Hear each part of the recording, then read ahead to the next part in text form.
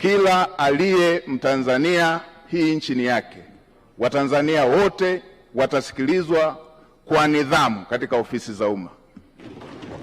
Watasikilizwa kwa nidhamu katika ofisi za umma.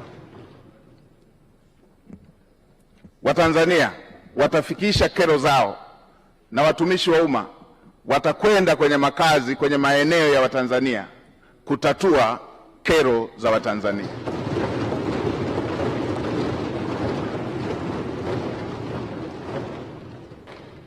Ukiondoa miaka 32 hiyo niliyoielezea, miaka takribani 18, maisha yangu yamezungukwa na wahitaji kuliko walioridhika, nikiwa na watoto takribani 100 nao kaa nao na bweni la wanawake na wanaume, wasichana na wavulana hapa. Natambua mahitaji na uhitaji wa Watanzania, naitambua.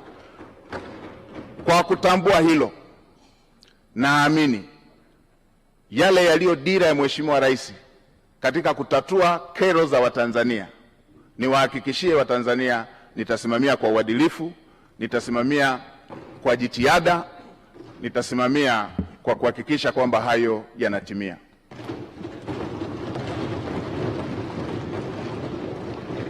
Kwa kuzingatia kazi kubwa hiyo iliyoko mbele yetu niliyoisema, kwa kuzingatia kazi kubwa iliyoko mbele yetu niliyoisema, watumishi wa umma na Watanzania sote tuwe tayari. Lazima tuende kwa gia ya kupandia mlima.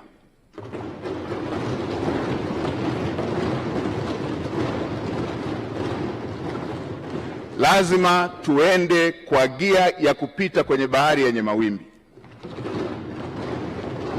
Lazima tuende kwa gia ya kupita kwenye anga lenye mawingu.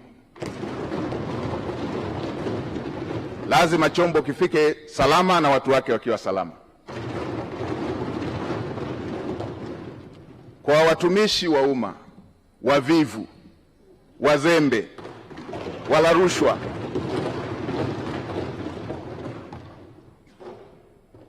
na wenye lugha mbaya kwa Watanzania, tuwe tayari.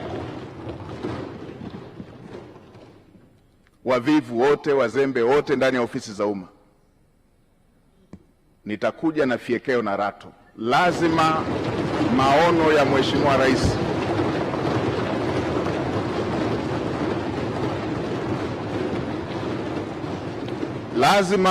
maono ya Mheshimiwa Rais ahadi ambazo Mheshimiwa Rais amewaahidi Watanzania lazima zitekelezwe.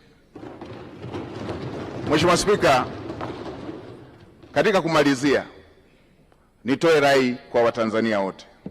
Haya yote ambayo tunayaongea, yale yote yaliyoongelewa kwenye dira, yale yote yaliyoongelewa kwenye ilani ya uchaguzi, yale yote tulio na matamanio nayo, yale yote yaliyo ahadi ya Mheshimiwa Rais pamoja na makamu wa rais, yale yote yaliyo ahadi zenu waheshimiwa wabunge, yatatimia tu kama tutaendelea kumtanguliza Mungu katika mambo yetu kama taifa, na kama taifa letu litakuwa na amani, kama taifa letu litakuwa taifa lenye amani.